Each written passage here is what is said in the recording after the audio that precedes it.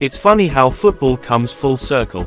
You make one decision thinking you've closed a door forever, only to find yourself walking right through it years later. Take Jorginho, for example. Born in Brazil, raised in Brazil, learned to play barefoot on the streets, just like so many who came before him. But when it came time to decide who he'd represent on the world stage, he chose Italy.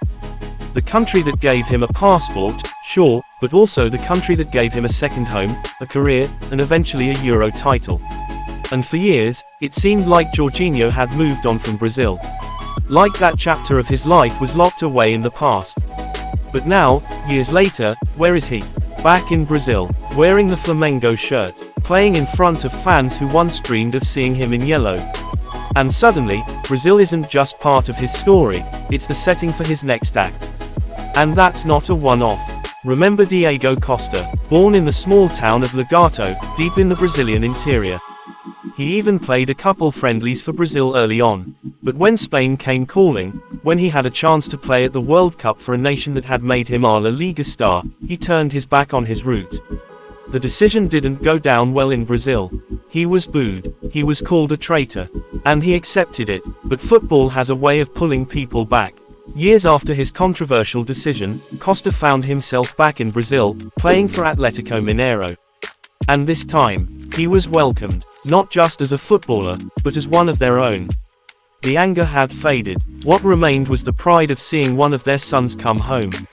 Then there's Mesut Ozil, born in Germany, raised in Germany, but Turkish through and through. His culture, his roots, his language. For years, the question lingered, would he wear the red and white of Turkey, or the black and white of Germany? He chose Germany, and with that, came the trophies.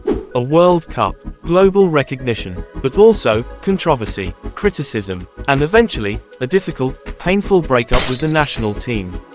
And where did he go when he walked away from that chaos? Istanbul, to Turkey, to Fenerbahce, then to Başakşehir, playing in the country he didn't choose, but one that always felt like home. It's poetic, the idea that you can say no to a nation on the pitch, but still say yes to it with your heart. These stories, Jorginho's, Costa's, Ozil's, they're not contradictions. They're human. They're about identity, legacy, and the strange way football never lets go of where you come from. And it makes you wonder, who's next? Which player will reject their roots for the sake of opportunity, only to find their way back home later in their career? Because that's the thing about football. It's not just a game of goals and trophies. It's a game of stories. And the best ones always come full circle.